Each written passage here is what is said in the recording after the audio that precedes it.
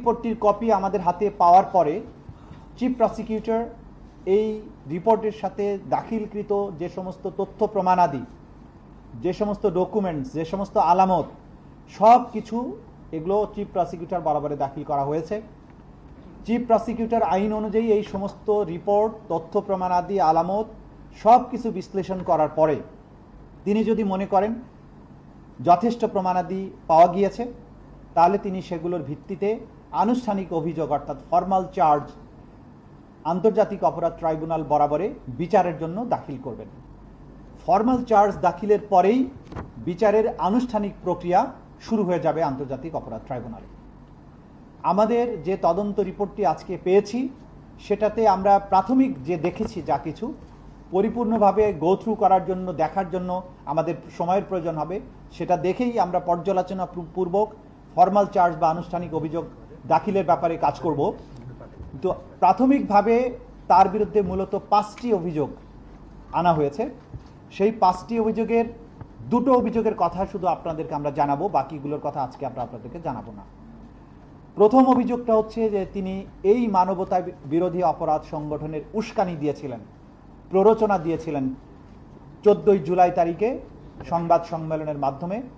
আন্দোলনরত শিক্ষার্থীদেরকে রাজাকারের বাচ্চা, রাজাকারের নাতিপুতি, রাজাকার এইসব বলেছিলেন এবং বলার মাধ্যমে তাদের বিরুদ্ধে যে মানবতা বিরোধী অপরাধ, তাদের বিরুদ্ধে রাষ্ট্রীয় বাহিনীগুলোকে, আইন শৃঙ্খলা রক্ষাকারী বাহিনী এবং বিভিন্ন বাহিনী, গোয়েন্দা সংস্থা, তাদেরকে লেলিয়ে দেওয়া হয়েছিল এবং লেলিয়ে দেওয়ার পাশাপাশি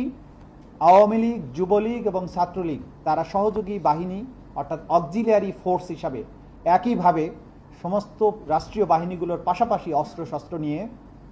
এই আন্দোলনকারীদের উপরে সর্বশক্তি নিয়ে ঝাঁপিয়ে পড়ে, তাদেরকে হত্যা করে, আহত করে এবং অন্যান্য মানবতা বিরোধী অপরাধ সংগঠন করে।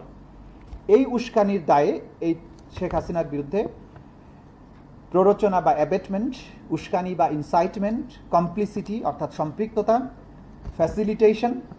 এবং কনস্পিরেসি এবং ফেইলিউর টু প্রিভেন্ট, এই সমস্ত কয়েকটা অভিযোগে তার বিরুদ্ধে তদন্ত রিপোর্ট দাখিল করেছেন। দ্বিতীয় যে অভিযোগটা এখানে করা হয়েছে তদন্ত রিপোর্টে, যেটা আমরা দেখেছি, সেটা হচ্ছে সরাসরি নির্দেশ। আমাদের তদন্ত সংস্থা তদন্তে শেখ হাসিনার কিছু টেলিফোনিক কনভারসেশন যেগুলো জব্দ করেছেন, একাধিক কনভারসেশন, অনেকগুলো কনভারসেশন, যেখানে তিনি বারবার সুস্পষ্টভাবে নিশ্চিত করেছেন যে তিনি রাষ্ট্রীয় সকল বাহিনীকে নির্দেশ দিয়েছেন হেলিকপ্টার, ড্রোন, এপিসি সহ মারণাস্ত্র ব্যবহার করে নিরস্ত্র, নিরীহ আন্দোলনকারী যে সিভিলিয়ান পপুলেশন, যারা বাংলাদেশে একটি ন্যায়সঙ্গত অধিকার আদায়ের জন্য শান্তিপূর্ণ আন্দোলনের রত ছিল, তাদেরকে সম্পূর্ণ নিশ্চিহ্ন বা নির্মূল করার জন্য তিনি নির্দেশ দিয়েছিলেন। সেই নির্দেশের সব সরাসরি প্রমাণপত্র আন্তর্জাতিক অপরাধ ট্রাইব্যুনালের তদন্ত সংস্থা হাতে পাওয়ার প্রেক্ষিতে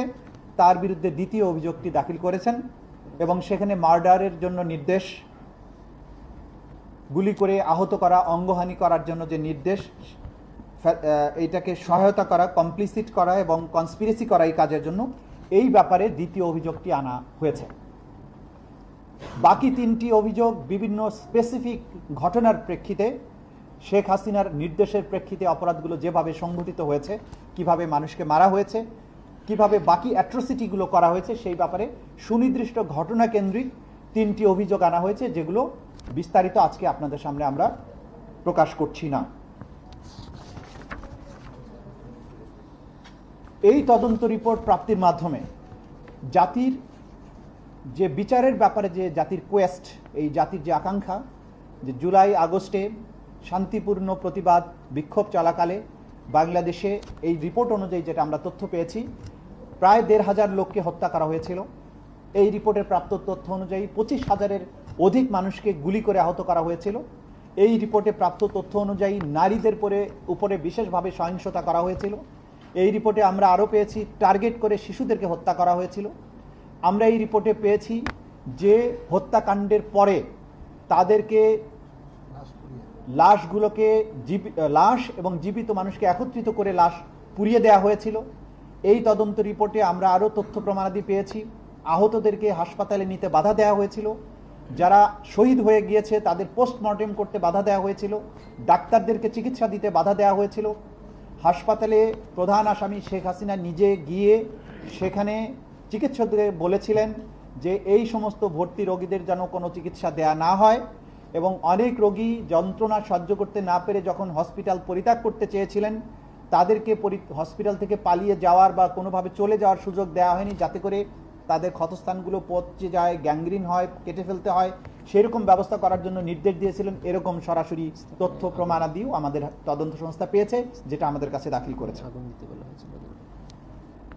এর বাইরে তদন্ত সংস্থা যেটা প্রমাণ পেয়েছে, আন্দোলনকারীদের উপরে অপরাধের দায় চাপানোর জন্য বিভিন্ন সরকারি স্থাপনায় নিজেদের লোকদেরকে আগুন লাগিয়ে দিয়ে সেটার দায় চাপানোর ব্যাপারে নির্দেশনা দেওয়া হচ্ছিল, যে ব্যাপারে সরাসরি প্রধান আসামি শেখ হাসিনার যে বক্তব্য, যে টেলিফোনিক নির্দেশ, সেগুলো সরাসরি আমাদের তদন্ত সংস্থা হস্তগত হয়েছে, সেগুলো তারা প্রমাণের জন্য এখানে আমাদের কাছে দাখিল করেছেন। এর বাইরে আমরা এই যে 25,000-এর অধিক মানুষ যারা আহত হয়েছেন তাদের অনেকের মেডিকেল বা ইনজুরি সার্টিফিকেট, যাদের মৃত্যু হয়েছে, যারা শহীদ হয়েছেন তাদের ডেথ সার্টিফিকেট, হাসপাতালগুলোতে যে সমস্ত ডাক্তারেরা তাদের চিকিৎসা দিয়েছেন, যারা তাদেরকে অ্যাটেন্ড করেছেন, তারা সরাসরি সাক্ষী হিসাবে আসবেন। যারা এখানে সরাসরি ভিকটিম হয়েছেন, আহত হয়েছেন, তারা সাক্ষী হিসাবে তাদের নাম দেওয়া হয়েছে। শহীদ পরিবারগুলো যারা তাদের সন্তান বা প্রিয়জনের লাশ নিজেরা গ্রহণ করেছেন, দাফন করেছেন, তারা এখানে সাক্ষী হিসাবে আসবেন। আলামত হিসাবে বিভিন্ন কল রেকর্ড, অসংখ্য ভিডিও ফুটেজ, অডিও ক্লিপিং, এরপরে বুলেটস যেগুলো নিহতদের বা আহতদের শরীর থেকে উদ্ধার করা হয়েছে সেগুলো,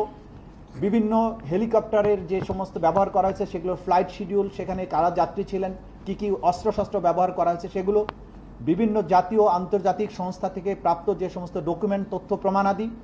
বিভিন্ন সংস্থার কাছ থেকে তাদের ইন্টারনাল ইনকোয়ারির